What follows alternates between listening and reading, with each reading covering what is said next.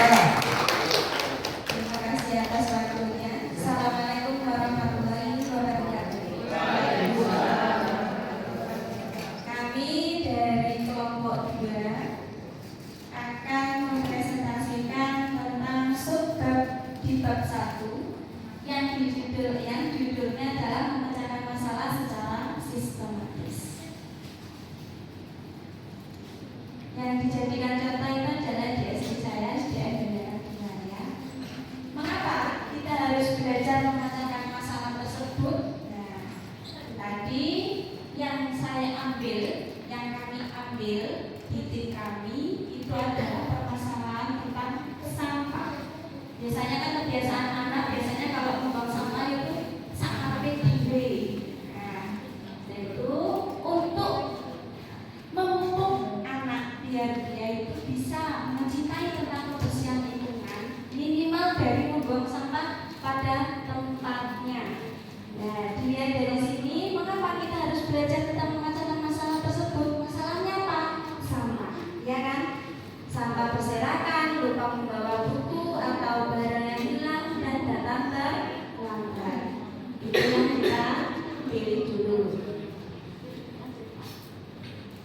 Masalah nyata yang tadi, ya, yang terlihat di sekolahan itu biasanya sampah yang berserakan. Langkah yang pertama yang dilakukan adalah identifikasi masalah. Pasti apa? Mengamati dulu. Apa yang diamati? Lingkungannya diamati dulu, baru nanti kita akan menemukan masalahnya. Masalahnya apa? Oh, ada yang tidak beres ini. Ya. Terus nanti setelah itu menentukan masalah utama. Oh, berarti ada banyak sampah di sini. Gimana ya, Bu? Nah, akibatnya apa? Kalau sampahmu nanti kalau kamu terus buang sampah di tempat tidak dibuang ke tempat sampah, apa yang terjadi? Kan itu yang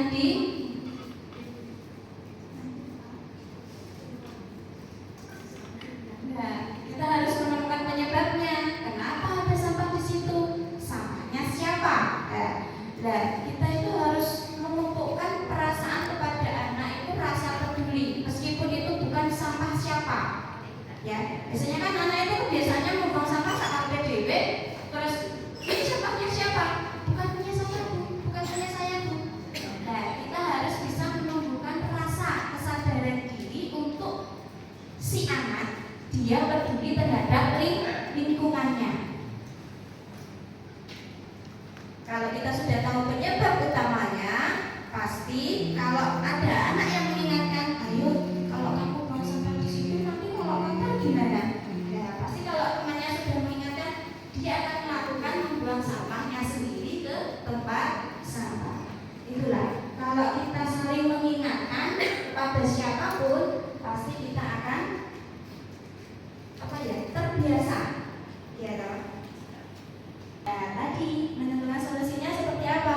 Seperti mengingatkan kepada temannya sebangku, minimal sebangku dan lain sebagainya. Di lingkungan, kalau misalnya di lingkungan sekitar, di lingkungan bermainnya dan dimanapun berada.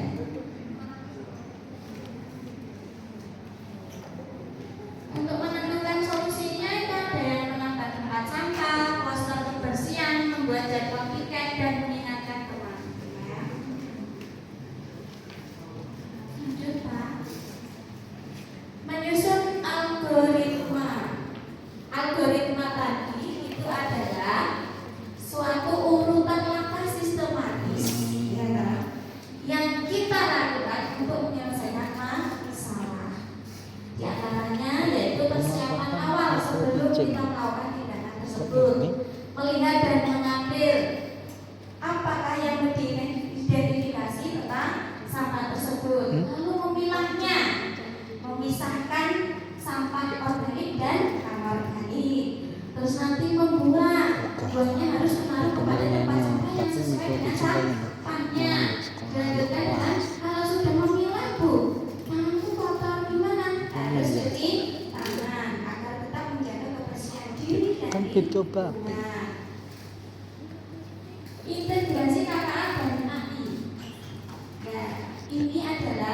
tentang memberikan ide solusi, membuat gambar ilustrasi dan lain sebagainya yang bekerjasama dengan AI tadi. Terima kasih, ini presentasi dari saya dan kelompok kedua. Ada pertanyaan?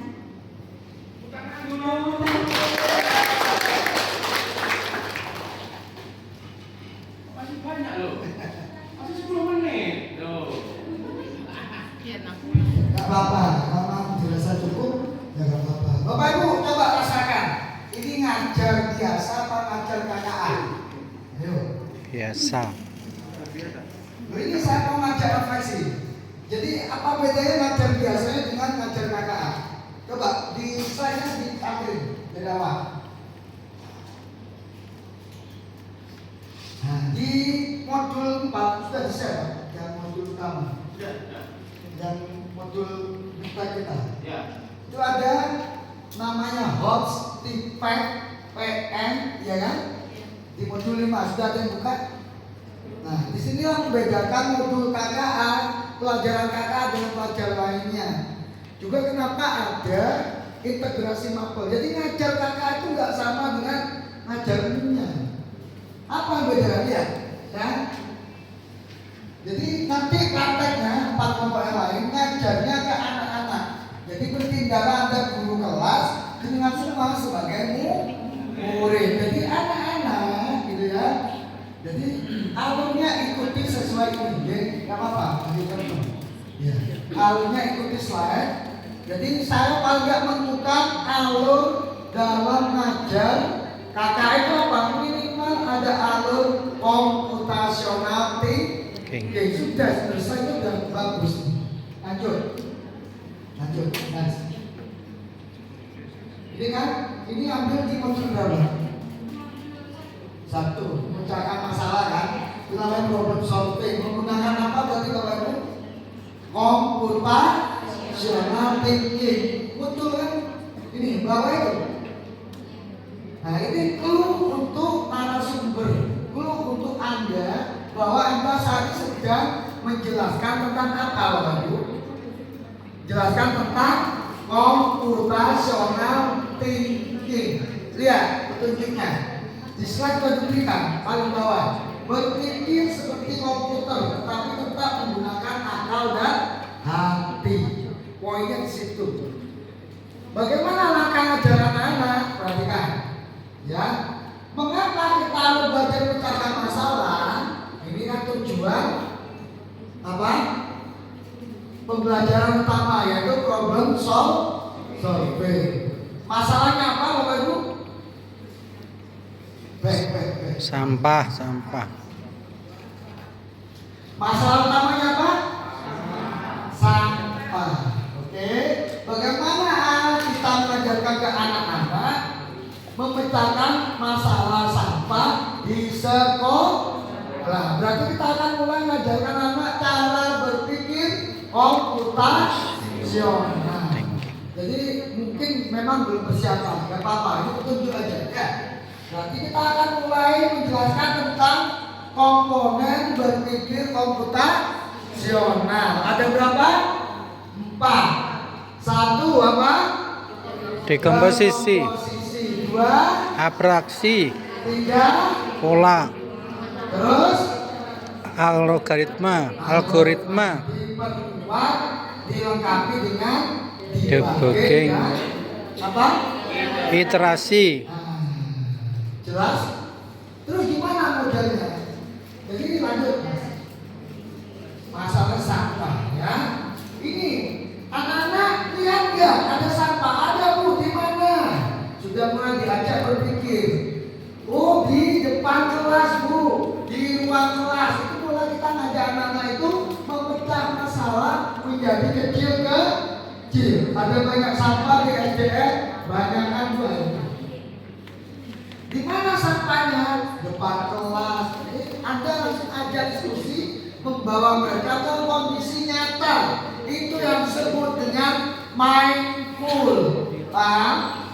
Maka anak datang hadir untuk kenapa? apa yang diangkat contohnya tadi sekitar mereka, bukan di Jakarta, bukan di laut. Anak-anak bayangkan Anda berada di Monas, padahal anaknya sekarang itu gak tahu nang Jakarta, bayang ngopo bu, kan? Beda dengan anak-anak. Coba anak-anak lihat di mana sampahnya saya. Itu bu, tadi bu di depanku, itu yang buang ini bu. Nah, anak-anak yang kan, oh iya ya ada ya. Itu namanya mindful, Bang. Datang hadir itu merasakan, oh iya ono sampah. Clear? Clear. Jelas. Cukup, cukup. Cukup. Presentasinya Aman, ini aja. aman. Rekamnya. Kalau apa ya? Lanjut. Itu tadi itu cara mengajarkan anak-anak ke kelompok. Aman, Pak. Clear sampai sini. Jadi anak-anak mau diajak diskusi. Jadi bukan satu arah. Anak-anak lihat sampah di mana? Satu, dia akan nyebut kan? Karena di lingkungan sekolahnya. Next, masalah ini ya. Pertanyaan penting, ya kan? Kenapa? Kalau ada sampah, kenapa saya tanya aja? Diskusi aja bu, biar mereka bisa berpikir kritis. Oke? Mata pelajaran apa bu? Lanjut. Nah, ini sudah tadi tak sebulan langkah satu mengamati itu yaitu tadi. Lanjut. Nah, menemukan penyebab. Ini kira-kira apa ini? Kalau di komputer sama thinking, Bapak Ibu.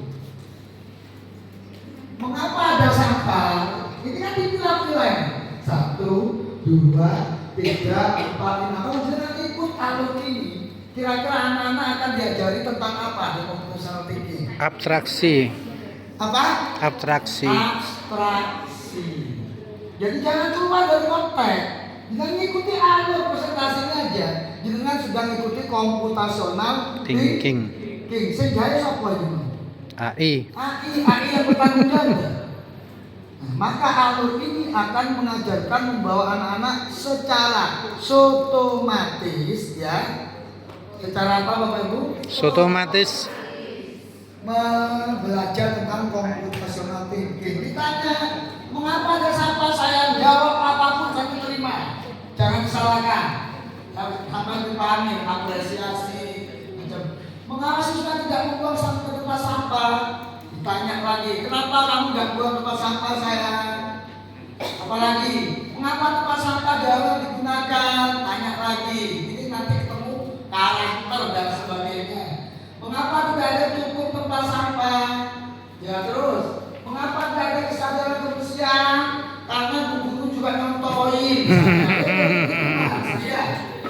Kalau ada jawaban itu jangan sakit hati ya bu guru ya.